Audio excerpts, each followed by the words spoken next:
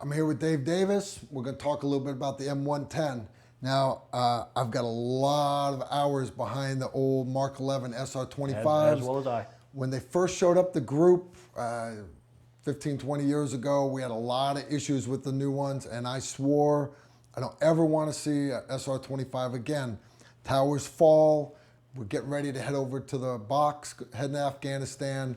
They show up for our sniper teams. Now, don't want them. These are pieces of junk.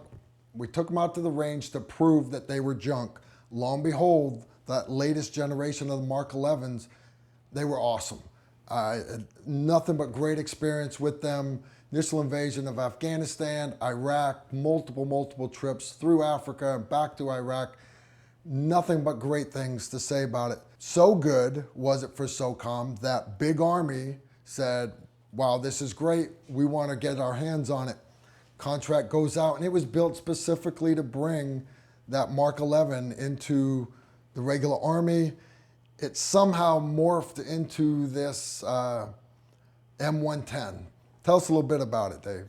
Like yourself, started off on the Mark 11 many years ago, and I saw my first Mark 11 in Somalia when we developed a need for a semi-automatic gun. Let's talk about the positives here. Bolt gun versus semi-automatic, 20-round magazine. Definitely. We were talking the other day about some clay pigeons and a little demonstration you did. Let's talk about the good stuff. Semi-automatic capability in today's warfighters, very modular system, adjustable length of pull, cheek piece, semi-automatic. Even haven't seen on any of the M4 series rifles ambidextrous controls down there. Nice. Yeah, and the M4 is now going all ambidextrous in the military because of the success of that selector lever. So modular system up here, suppressor capability. First time Big Army seen suppressed weapon systems. And with the success of that, we're talking the little guns as well. It definitely adds. And it's not so much getting rid of the sound, it gets rid of the signature. So if you're shooting through that little loophole and you're trying to keep the light flash down so they don't see the little flashlight going on in the hole, or if you're outside shooting on the deck in a dusty environment, it really does cut down a lot of the flash, cuts down a lot of the signature. Well, we hear the word silencer a lot. Let's really call it what it is. It's a suppressor. Suppressor. You're going to be, if you're engaged, you're going to say somebody over there shot at me with a suppressor. It's going to be over there. With unsuppressed, it's right there. Right there. Big, it kind of muffles and it suppresses, not silences, especially with the supersonic ammunition. And it being semi-auto, very quick follow-up shots. And honestly, I don't want to bring a bolt gun to a gunfight. I'll be honest. I know bolt guns are attack drivers. If I want to shoot from that third story window, I've got to do CQB all the way up to that third story window. I'll run this without the suppressor in close, and my up drills aren't quite as fast as the assaulter with the 5.56, but you practice with it, and you can do double taps, control pairs pretty quick with this thing. Crank her down to 3.5 power, put your 20-round magazine in it.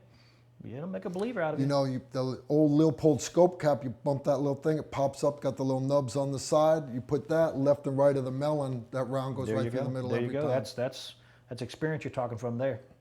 Absolutely. And it takes all current night vision as well as any lasers we have available to us. Everything from the 2s to the 15s and to the newer, the greater stuff. But, you know, you're going to find some guys that run around Baghdad with this thing that absolutely going to have to say a lot of good things about this gun. Ballistically set up for the M110 LR. It's got BDC on there. You dial and shoot, you know.